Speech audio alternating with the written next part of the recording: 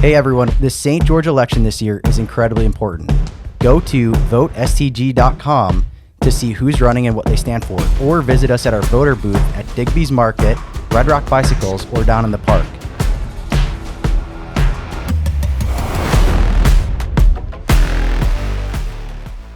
I wanted to talk about like the Dixie spirit and what that means versus what I think colloquial, what the word Dixie is versus what is Southern Utah, and having your family, founded the area. I know a little bit of history of Dixie State, which is now Utah Tech University.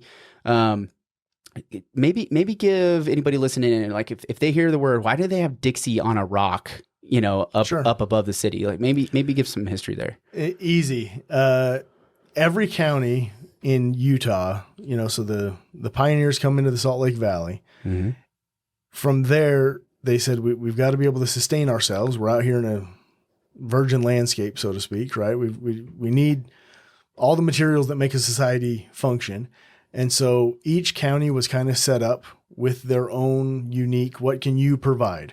So some of the central counties with high mountains, that was your timber areas, right? Which is where most of the 66 sawmills that we used to have were in the mountainous areas because they could provide the timber that we need. Iron County is named that because they have iron mines, right? Yeah. So they have iron ore that we could mine.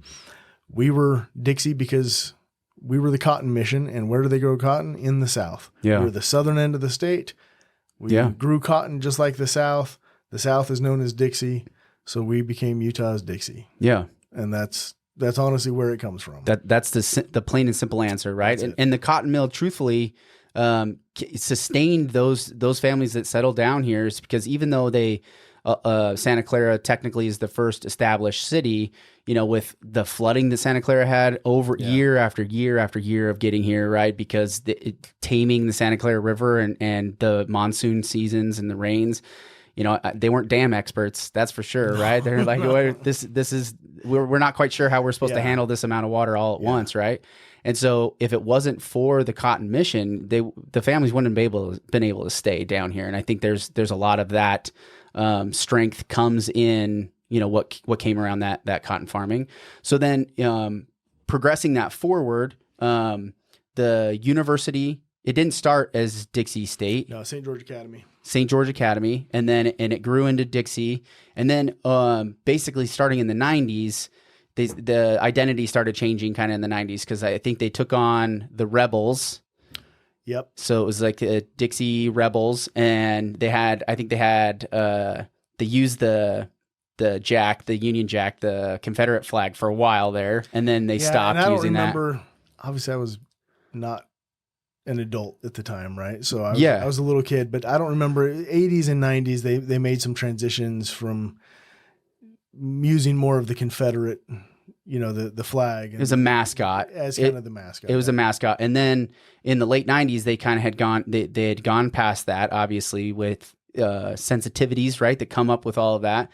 But the Dixie State itself kind of remained because of this Dixie spirit at the end. Yeah. So maybe walk me through just a general story on why did they change the name? Were you for the name change? Because this comes up a lot. I hear this a lot.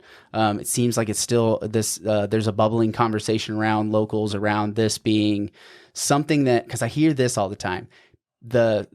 The people from up north want to change us down here. It's a us versus them. It tends to be. Don't Salt Lake my St. George. Don't Salt Lake my St. George. Yeah. Don't California my Utah, and don't Salt Lake my St. George. So maybe help me understand it. Maybe somebody listening, and if they're coming in the middle of this whole thing, they're like, what is the deal? Why do I keep seeing these articles about this? The short answer is no, I did not support the name change. Mm-hmm. And I was pretty vocal on that. Mm-hmm. I didn't think it needed to change. I don't agree with the reasoning on it. I can see where some of the arguments came from. I just think when you have the fastest or one of the fastest growing universities in the state and in the region, obviously people were not being put off by the name. I teach there. Yeah. I still teach there. Mm-hmm. I have taught there for many years now. My brother is a professor there. My dad was, I think he was student body president when he was there. And I mean, I have a lot of my family has gone there. I feel close to the university. And twice throughout the history of the university, from the time it was started, twice the community has stepped in when the state and the church the first time, and then the state was going to just close it down. The community came in and said, no, we want to keep this university in our town, college at the time, right? And they put up the funds and they helped it limp along and kept it. And so there's even more of that. It's not just, hey, this happens to be a school that's in our town. It's no, this is our school. We paid for it twice. And so some of the reasoning, excuse me, some of the reasoning on the name change did not sit well with a lot of people. But I think there are some compelling arguments on some of what the university did and some of the surveys that they had. If you look at a broader national or international perspective, I don't think that those apply when you understand why the name is what it is. And I think that there's obviously some, in my opinion, just some woke people that are going to be upset about everything. So you could have named it anything else. And we had to change Aunt Jemima, right? I mean, we had to Pearl Milling Company or whatever it is now for the syrup. Like, I think that people that just want change because some people just need to be angry about something. And I'm not saying that was, the university necessarily, but there are some people that are going to answer the surveys and things that the university relied on because they just want to be angry about stuff because it's really easy and we've become so affluent for our own good. Was the timing just happened to be the timing? It sounded to me like there was potentially a change when they changed from the Rebels to the Trailblazers. It seemed like it was almost like there was a long transition that they kind of had set this in motion before 2020 and with some of the cultural wokeism that kind of flared up from 19 to 20 and 21. This is probably the wheels were in motion before this, right? Yeah. It wasn't a reaction. Like, I think the Aunt Jemima thing was like a full-blown, like, knee-jerk reaction to the cultural... Right. And just to clarify, I'm only saying the Aunt Jemima. I'm not saying that's what the university did. No, yeah. People that responded to the surveys that the university is relying on. Timing-wise, yeah, like right in that time. Some of those are the same people that are responding are going to be upset about that. Aunt That Jemima, makes sense. and they're going to be upset about anything because they're just very angry people. That makes sense, okay. But that informs then the decisions that are being made. So I think I agree with you. I think it was a long, slow burn on some of this. Schools around the country have been changing for a while. Again, I mentioned earlier, I went to the University of Arizona for my undergraduate. Wilbur the Wildcat was our mascot. He's a weird combination between a cougar and a bobcat because he's got a long tail, but he looks like a bob. I don't know. He's just a wildcat. So if you call it wild, it can be anything you want. Yeah. Who's a cowboy. He's got a cowboy hat and he used to have guns. Yeah. Right. He had two revolvers and pistols. They took away the guns that left the holsters, which is weird. And then they took away the holsters. But that happened over many years. And there's still people in Southern Arizona give Wilbur his guns back, right? Yeah. They were big foam guns. They weren't real. Yeah. But like that was But we were the West. It's the West, right? It's the Wild West. He's a wildcat cowboy. Like he was cool. Yeah. And now he just has the cowboy hat. And I could see how, man, thinking about, because they changed the state flag, we go through these transitions. It's like, well, are we just we're euphemisming. That's a horrible. I like that word. Euphemisming. Sure. We just keep changing the definitions and the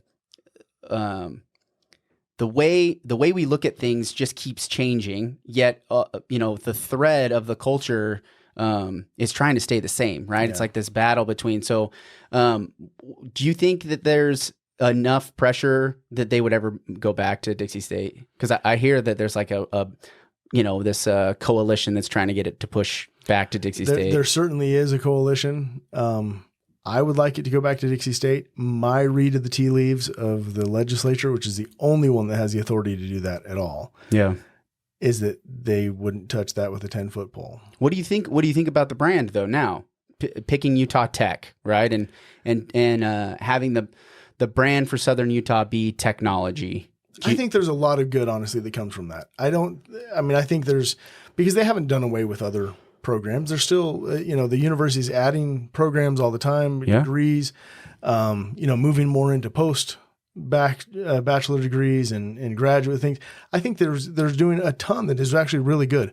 We're working with them on some things that the innovation district, and I'm on the steering committee for that. And I think on Monday, I think we've got a pillar, the 4 pillars that they're really trying to focus on. I think it can be a great thing for the economy. And I think they're really trying to actually do their job under state law of what their mandate is to work with the economy, with the local community and the labor force and all the things that they're doing. I think in a lot of ways, the university is doing a really good job and trying to fulfill their mission. Yeah. That doesn't mean I agree with every single decision. Yeah. But I think that they're doing a good job. I just don't think the legislature, that was a bloody battle.